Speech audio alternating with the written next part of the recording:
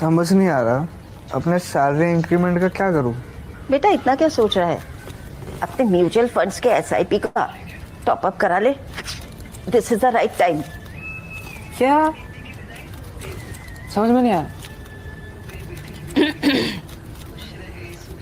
बेटा इतना क्या सोच रहा है? अपने म्यूचुअल फंड्स का एसआईपी टॉपअप करा ले। This is the right time. अब समझा।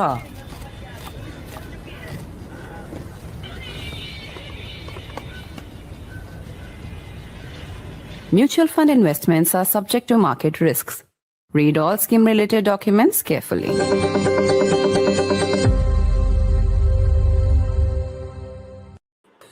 One of the most beautiful and moving aspects of the big World Cup win by our women's cricket team was the way that former champions, the women who literally and metaphorically ran the marathon so that today's women could sprint, were made part of the celebrations.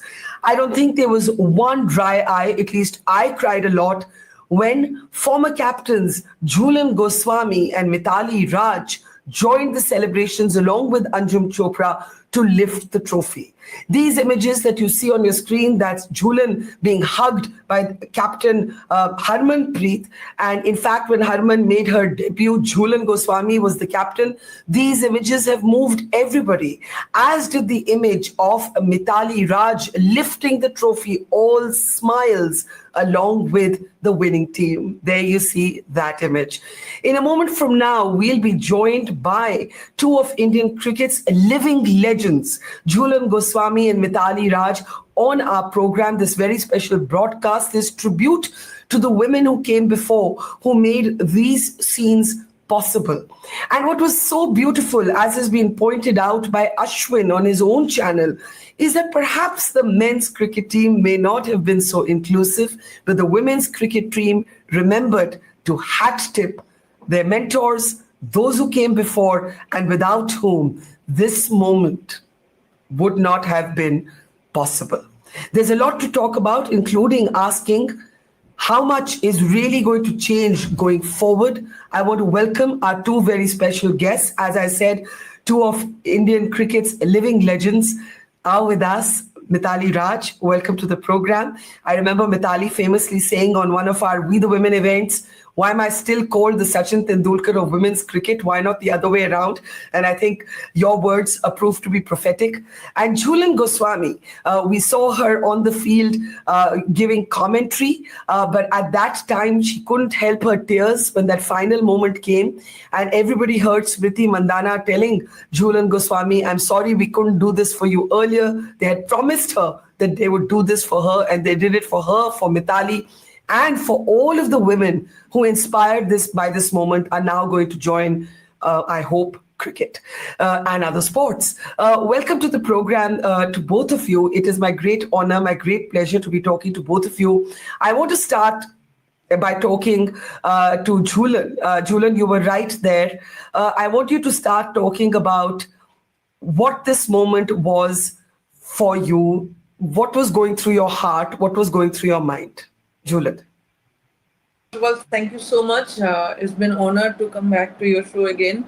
And secondly, yes, it has been a special moment for not for me, entire women's cricket fraternity, because this dream we start watching. 1973 Women's Cricket World Cup played the first time. Since that time, we are chasing this dream to win the World Cup. And when we debut 2002, then we played the first World Cup in 2005. That time we also, our senior used to say, this time we have to play the final, but we don't know how to win the final. But these girls, they know how to win the final and how to dedicate the trophy to entire women's cricket fraternity. And this is amazing feeling and really enjoy, and it's a special moment for all of us, because this is the real moment. We work hard day in and day out.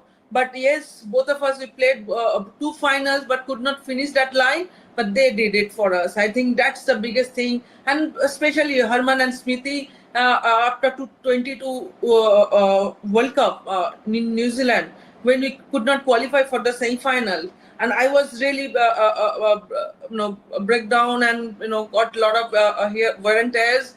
And in midnight, they both of them come to my room quietly, and they said that sorry, we could not do it for you this time, but promise you next World Cup in India, and we are going to win that trophy, and we're going to hand over to you. And I did not take that thing that time seriously, but they proven me wrong, and really they did it, and really proud moment for me and proud moment for everyone in this country.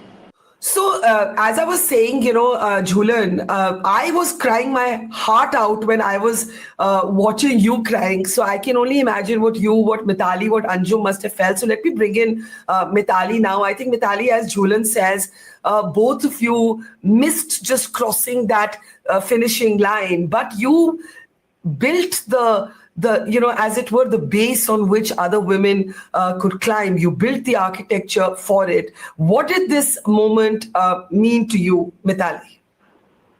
I think it was a historic night, something that all of us would not forget, because as Jhulan said, whenever whoever started playing cricket, the only aim would, when you get picked for India, is to sort of do well in the World Cup. And, when you see the dominance of Australian side for so long, you'd want to think like, when we will come to that stage, when we will be competitive and beat them and have a run of dominance for years. And we came close twice. And 2017 was literally pretty close. I think that really sort of changed the mindset also, that at one point we were only believing in competing, not to sort of go beyond the knockouts. And then 2017 beating Australia and also England in the first game, sort of a little bit of a belief that, okay, if we put in the hard yards and the right resources, we are capable of going a notch higher. And when the WPL and everything started, and when you could see the potential of players coming out of the franchise league, and the sort of facilities given to the girls in the last couple of years, the number of games they've played and the sort of preparation they had for this event, it is bound to happen that the result went our way. And of course, full credit to the management, to the players. I'm sure it would have been a lot of pressure playing a home World Cup. But this time around, there was just not the preparation of skill that we were able to at least see, but the mental preparation as well. They distanced themselves from the outside noise. They were able to sort of come back after losing those 3 games on a trot, and then sort of seize those moments in the knockout, in the semis and in the finals. And I had a lot of I was quite nervous during the semi-final. Not so much in the finals, because I knew that, we will get through in the finals. So when we got through the semi-finals, I was like, okay, this is India's World Cup. Yeah, although there were some nervous moments towards the end, even in the final, and Harmanpreet took a very interesting decision in sending Shefali out to bowl, so that there were some very sort of interesting decisions like that, and I think a lot of us had our heart in our mouths, so to speak. I think a lot of people don't appreciate how far the game has traveled, what used to be and what is. And Jhulan, I'll start with you. Firstly, when you started getting interested in cricket, you started off as a ball girl when I think the World Cup was taking place in 1997. And I had Anuradha Dutt on the program yesterday. She happens to be a cousin of mine, but she was also one of the organizers of that World Cup. And Joy Bhattacharya, who's also from Calcutta, was reminding her that, do you know, Jhulan's journey began by being that ball girl. And then you used to go by train up and down 5 hours every time you had to practice.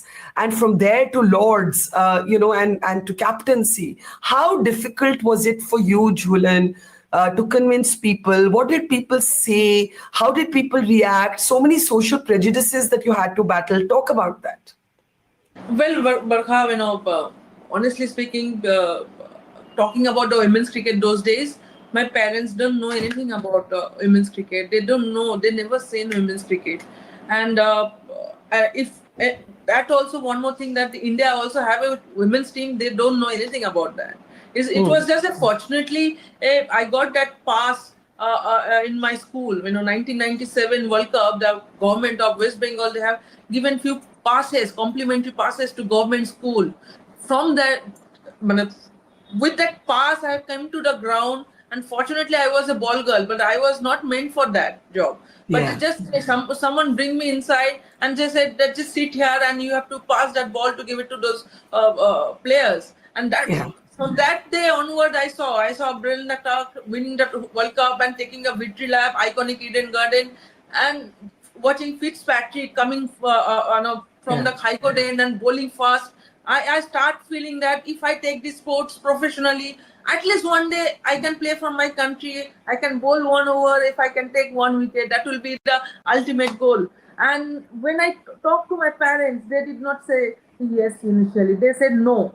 And coming from middle class background and coming from a village, the sports is not a good profession for girls. If you want to do some other cultural stuff, you can go do singing, dancing, or poet. In Bengali culture, we do have a lot of all those things. So not in sports. So it was difficult. 6 months. It took 6 months to convince my family I wanted to play this sports. And then second problem was, whenever I should travel from Chagda to Kolkata, I was very young. I was about to give my board exam, and because of traveling, practicing, I used to sacrifice most of the days on schooling. I could not manage both the things, balancing out properly. At the same time, a lot of comments I used to get in a train. Why you are playing? Why you are wasting your time? How your parents allow you to play these sports? Isme kya milega aapko khel ke? You are just wasting your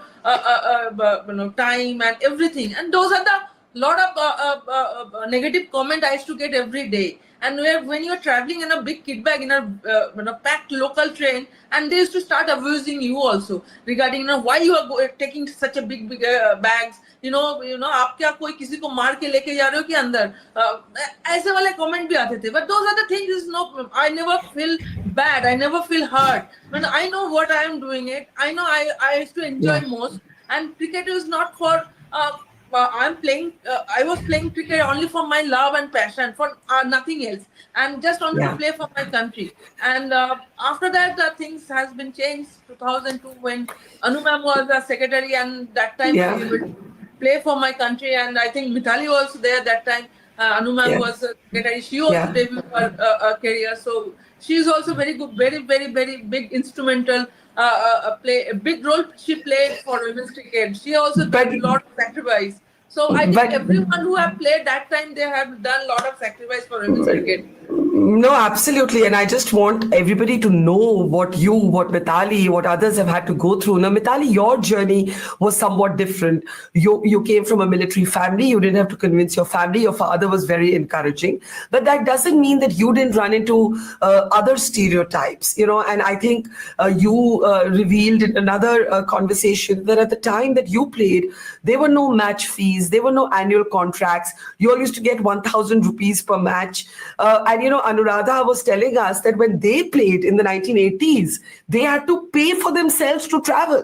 So look at what has been happening at every stage. And I think Mandira Bedi, when she was host, once she actually gave all her brand endorsement fee so that all of you could travel. So, Jhulan may have had to battle her family, battle the abuses on the train. You may have missed that roadblock. But talk a little bit about how tough it was. Of course, my challenges were very different. Yes, you were right that my father got me into the sport. But then for me, the challenge was, of course, from my close ones, from my grandparents, because we were a joint family, and obviously my grandparents didn't wanted me to get into sports. Nobody in the family are into sports, just me. So, and then coming from South, there's always this perception, like, you spend so much time outside, you would get dark, and you're playing such a rough sport with the boys, and morning to evening she's out there, and she comes in the night, then you have few stitches on the face, you get hit, and then you have the stitches, and at one point my grandmother is like, you're torturing this young girl. That's what she told my mother. So they had to endure all of that, but my parents made sure that I was not, facing all those. They've sort of cocooned me from those negative aspects, but probably not much from the society, because we would travel a lot by train, as Julu said, and we were on our own. Like I my first travel alone was as a 10-year-old for an under-16 game. So I was with all my seniors. I literally grew on tours because my mother hardly seen me grow. Every time I came back home, I was a very different kid to her. Yeah. And all my friends, I hardly went to school as well. She used to do a lot of my homework and keep it up to date. I would only be present for exams. But yes, financial aspect was very difficult. During WCI, my first trip in 1999, when I got selected for India, she was right, Anu ma'am was right, that the state associations didn't have so much funding. So sometimes my father had to reach out to his bank. I reached out to my school if they could sort of help me, fund my tour. So that was the case back then. It was pretty much like, you play under 16, under 19 tournaments, and you want to get to the first and second so that you get scholarship. There is some money coming in through the scholarships. So, that way we would run, and if we are lucky, we would get sponsors. But those times when you play for India, you have the bat manufacturers who would sort of give you a kit for a season. And so it was important that if you're able to play for India, then somehow like SS, BDM, these people were sort of giving us some equipment. And there were times when we would even share those equipments, because I remember one bat patching it up tournament after tournament, so I could continue playing it for at least use it for 2 years. And then at one point it came where, when we came under BCCI, I didn't really had to sort of buy a bat and keep it and save it like, it's like a fixed deposit, sort of keep looking at it, because you had the manufacturers lining up saying that, because the matches are televised, there is a branding that comes out. So now they want to give you more bats, more equipment so that it comes on television. Yeah. So things started to change when we came under BCCI, and the DA and the traveling was much easier. So yes, it took a while to take off. Even after coming under BCCI, I would say it was a little slow progress, but it did help in a lot of aspects, especially travel, stay, and in terms of finances, the contract system came later. But whatever little earning we started to do initially was a huge sort of a boost in terms of at home that your parents until then were spending, and now you're at least able to look after your travel allowance. But you used to get what when you started being paid 1,000 rupees per match? Yeah. That was the 2005 World Cup when we came back as runners-up. I remember Julu, of course, was like quite livid, like, we are runners-up. But I said, whatever it is. I mean, at least, it's a start. And this is after the 2005 World Cup, and you were runners-up and you got 1,000 rupees per match. Yeah, this was in the 2005 World Cup, yes, when we came back from the World Cup. And I mean, I'm just thinking, I'm trying to process that, right? You come back as runners-up from the World Cup and you get 1,000 rupees per match. And Jhulan, you have even seen worse than that, right? Anuradha was telling me that koi paisa nahi tha. Apne aap paisa dekhiye, and even Mithali has gone through that. You must have seen even tougher times financially. Yes, absolutely. Because when Bengalis, Durga Puja is a big festival. So during Durga Puja, we bought a lot of clothes, a lot of new stuff. So for me, the new stuff was bowling spikes, batting pair of gloves, batting gloves, a bat.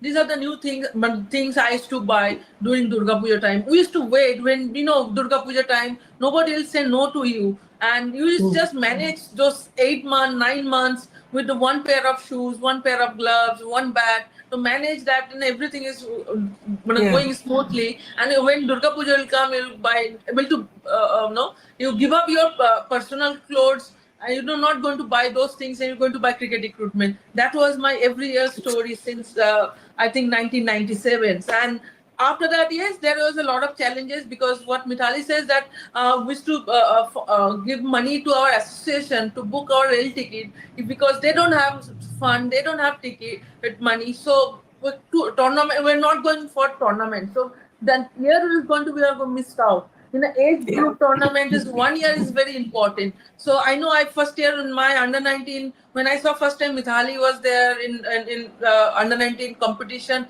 we spend money from our pocket to the association. We give 1,000 rupees for up and down 10 fare and lodging. After that, we were able to go for the tournament. So that is how the things happen. But yes, after a certain time, I got a little bit extra support from Air India, because I got a scholarship from Air India. After that, it was little better, little smoother, because before that, it was really challenging. Really challenging. Yeah. So pure passion and a lot of grit. Mithali, talk about the time when Mandira Bedi, who was by then a well-known commentator, she actually decided to give her money. That's a young Mandira Bedi that you see there. What a photo for the albums there. Mithali, talk about this moment. Talk about this tour when Mandira said, "Okay, you're having this difficulty. Let me try and get you sponsors and let me give my brand endorsement towards your tour." You can see is of us returning from I think the World Cup, the 2005 World Cup, and I remember just before that when Shubhu ma'am became the secretary of WCI for 2 years, she made sure that we were able to prepare well for the series, for the tournament, and getting a team sponsor was difficult, and that's when she reached out to Mandira Bedi, and there are a couple of series before the World Cup that she was able to sort of, as you rightly said, give her endorsement fee, so that could help us to fund the team. And it was one of the jewelry brand. I remember meeting her as well in Mumbai, and I mean, at the point it was a huge thing for somebody like her to come forward and give a part of her earning through the endorsement. It's not everybody or not anybody would be doing that for a sport which still was in the shadows. Not many knew about it way back in 2000s, and for her to come forward to help us at that time, and then when we returned back from the World Cup as a runners up, I think she had the broadest smile. She was so happy, and we were very happy to see her as well. There was a very good camaraderie. Even I met her during the WPL. After very long I met her, and I was so happy to see her, because you don't forget people on the road to the evolution of the sport where it is today. There were so many people who were involved in whatever little capacity they could. They were able to help in the growth of the sport. Yeah, it's a great story, but I want to understand from both of you, when you're that financially vulnerable, what does it actually feel like? Mithali, I'll start with you. The fact is that for many years, a public sector undertaking, the railways or Air India, which was then not private, they were the only options available to actually be employed and have some stability in your life. But if you come from a modest family, you have to pay for your tickets, you have to pay for your tours, there is no money, there are no managers, there is no brand endorsement, there are no sponsors. How did you manage it? What does that do to mental strength? You see, a player needs to be mentally focused. If you're worrying about money, how does that impact the game? How did you all manage? I'll start with you, Mithali, and same question for Jhulan then. Well, see, for me, of course, I was employed with Railways as I turned 18. But until then, yes, it was a challenge.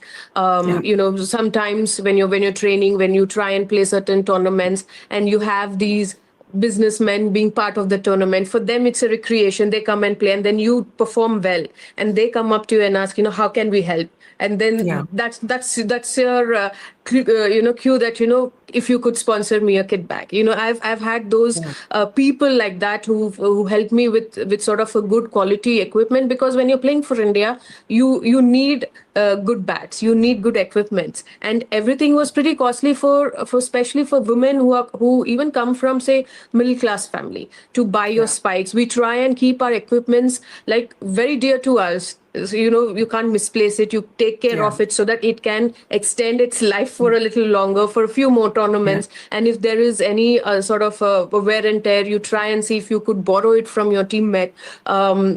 This was a challenge. And then, of course, so for some it is like, you take you ask for, say, money, you take debt from certain people so that you can fund yourself for a tournament. You're hoping that from somewhere you could find earn money and then give it back to them. This was the case back then as well, that there are times when my father had to sort of reach out to few people if they can lend some money for my tournaments, for my equipments, because in a middle class family, especially in India, when a girl plays a professional sport, it was not a professional sport back then, but there is absolutely not a penny in the sport, and you are literally exhausting everything on a girl for her to make a career, and still nobody would recognize, even if she's an India player. So what exactly the parents or the family is getting anything back? Nothing. But yes, it's the notion that, okay, one of your kid is playing for India, is wearing that blue jersey, even if the emblem is different, even if the logo is different, it's still the joy of seeing one of your children playing for India, and you can take pride in that. And I think that's what every parent of a cricketer back then would have thought or supported that notion. But for many, it was also for a certain period only. I remember a few of my teammates after 22, 23, since there is no a way of getting employment or match fees through the sport. They would the parents would get, you have 2 years. If you want to play for India, I give you 2 years. Otherwise, you have to move out of the field, find a job for yourself. Because a few of them had to just let it go, even despite being very talented and potential players. So these were very difficult times. But for whatever reason, I would say that everybody enjoyed playing the sport. I mean, with all the difficulties, when we play together, the fun that we have on the field, the competitiveness, the drive, that never sort of, these things never got in the way of it. Yeah, because it's all about passion and love, which does not take away from the hardship that both of you and others like you have faced. Jhulan, what was your toughest time financially? Honestly speaking, every foreign tour after whenever I got selected for India, because those days when there is no daily allowances, we have to take our own money, and you have to spend your everything. So that was the biggest challenging part, and buying good shoes, because as a fast bowler, you need to have a good pair of bowling spikes. If you don't have those good pair of spikes, then you're bound to get injured, and all those things. And those days we don't used to have physio or trainer. So whatever something goes here and there, you are the only one person, you have to take care of your own. And you had to buy your own shoes. Yeah, every time. Those are the biggest challenge. And India, that time, those foreign shoes was not available, like quality bowling spikes. So whenever I used to go to the tour, I have to buy 2 pair of shoes for upcoming season. So yeah, those are the biggest challenge moment. But yes, what Mithali said, that I'll definitely take that.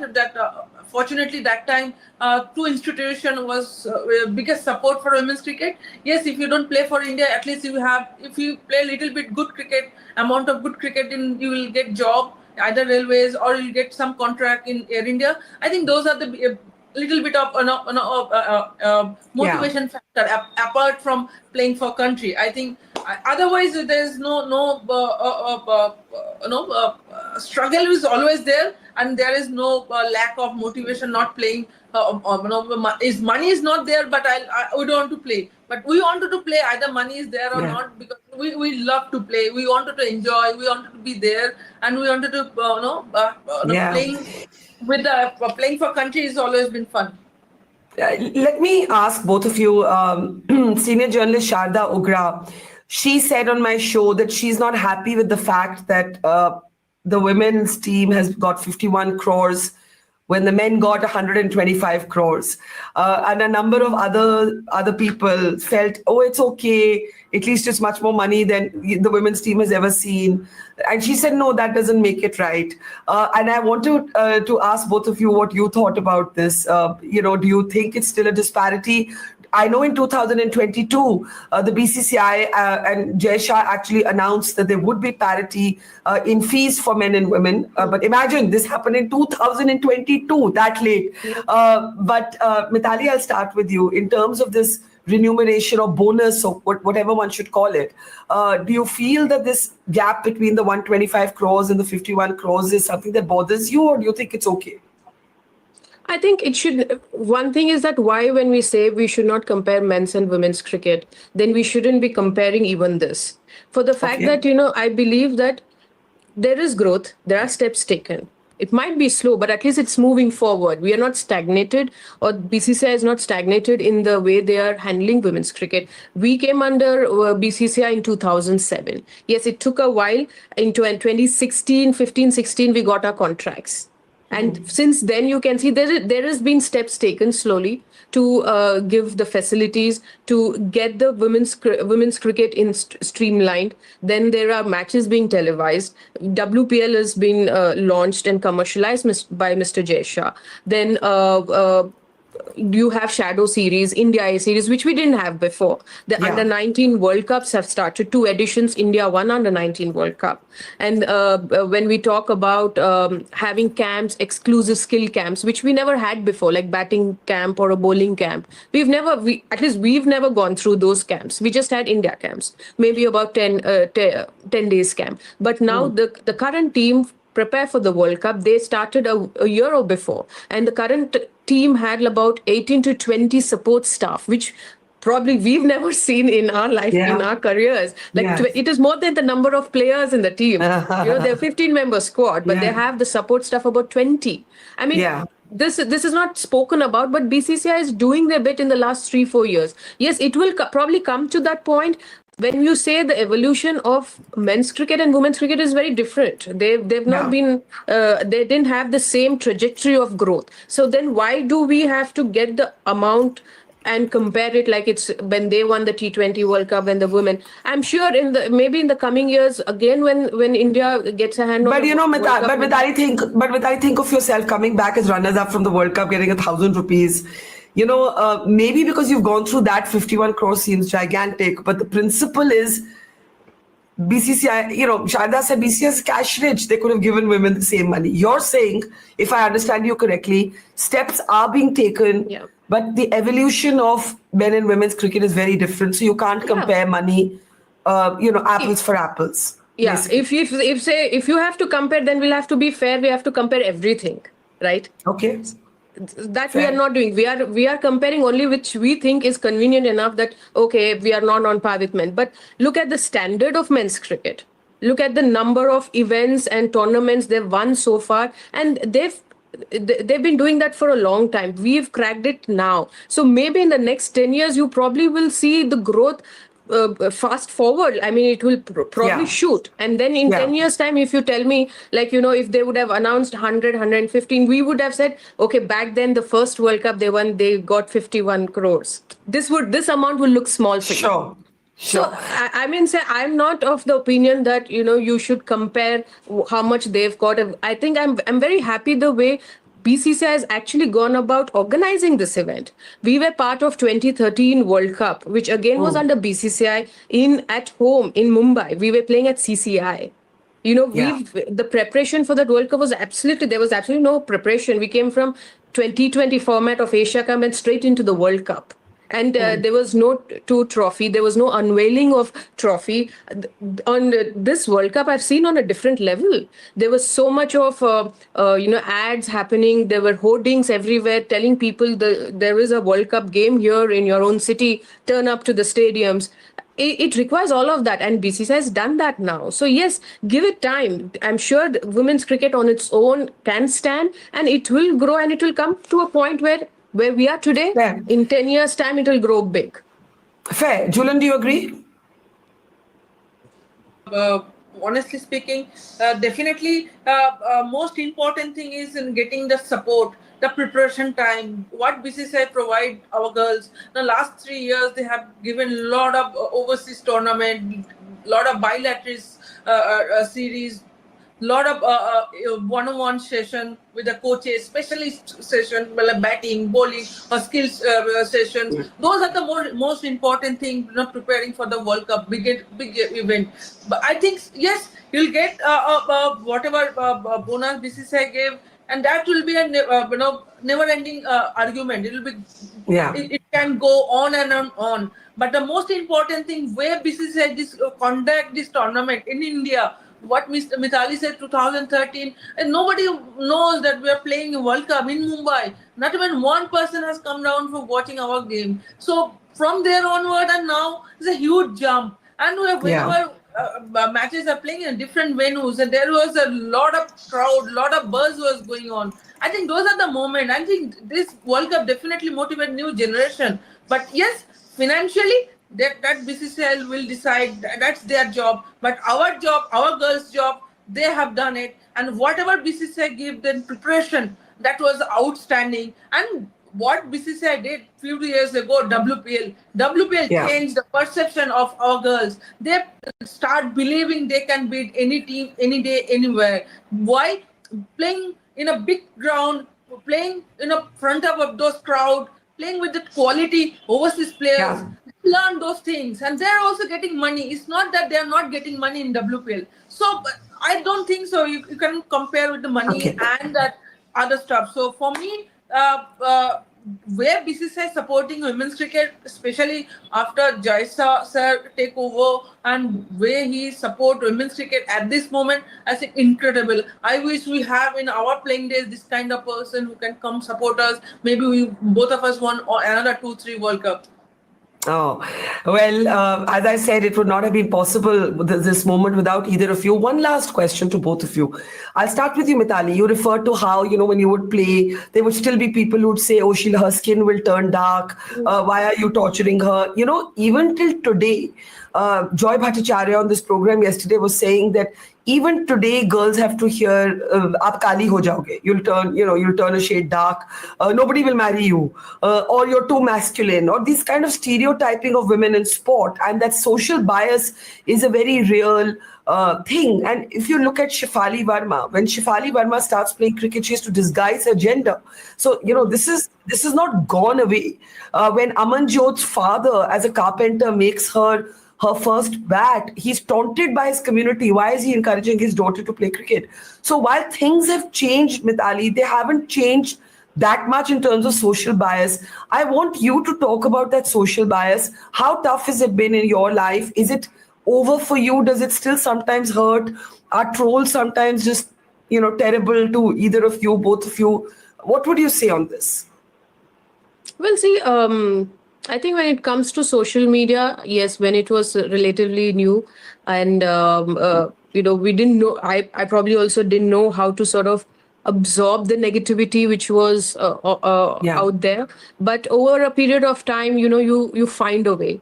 You either build a thick skin and don't allow it to sort of bother you, or you only sort of have a routine or develop something where you only sort of take the positive out of it and sort of feed for positive. And I made sure, like, before every tournament, I'm off the social media at least 2 weeks before, so that I don't have to sort of, I don't want the praises, nor do I want the the criticism. I just focus on the game. And I'm sure most of the girls or the players in the current generation would probably sort of deal with the criticism that way. But yes, that's one thing. But you cannot really sort of move away from the news. Somewhere or the other, somebody or the other will sort of put it in your ear. So it's important one understands, like, from their own perspective, like whether they've done the job well or not.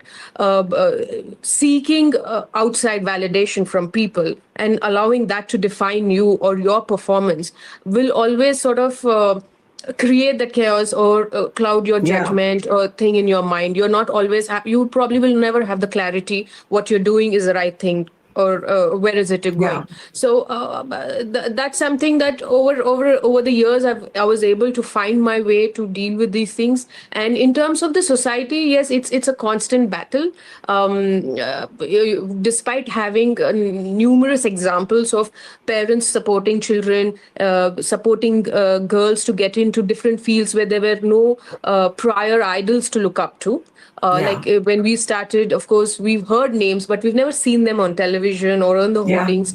So now, of course, things have changed. And despite all of that, we probably in the interiors, we still feel that, okay, why do you have to play cricket? Why do you have to sort of get into boxing? So it will take time again to change a nation of so many billions of people. But one thing we can at least do is, as women, if we are able to sort of be the beacon that we can wherever we go, and sort of through the examples of others, if we could more talk about it and present more examples in districts, because I work for Andhra and I've seen that, you know, having a star, like it is very important in today's time that you have a star or an idol that people can look up to, and examples are the best thing. And if the government is able to sort of use them as ambassadors or in various schemes, I think that will probably also help. Jhulan, let me give you the last word. What was the loneliest or the toughest moment of your life? What about the mean things that are said to women who play sport? I think that there is plenty, but as a young kid, as a professional athlete, I never think about all those things, because my goal was, I was very straightforward, and then my goal was always also to play for my country, also to do well for my country. And whatever people used to talk, I used to let go, because from the young age I used to start hearing all those negativity from local train, from my mohalla, everywhere, because they always believe that women's is playing cricket is wasting of time. So I never think in that way, because my mom said one thing that you know, जो लोग बोलते रहेंगे उनका काम है, but आपका लक्ष्य क्या है उसके ऊपर आप focus करो, other things will not come to your head. So I was always thinking in that way, and I'm not a social media person much. I don't go through whole day in social media, and whatever people said, I don't care about it. Honestly speaking, I don't care about it, because when you are standing in a center and when national anthem is playing, and I think that was the biggest moment for every sports person. That time I don't think so. What people say is hardly matters.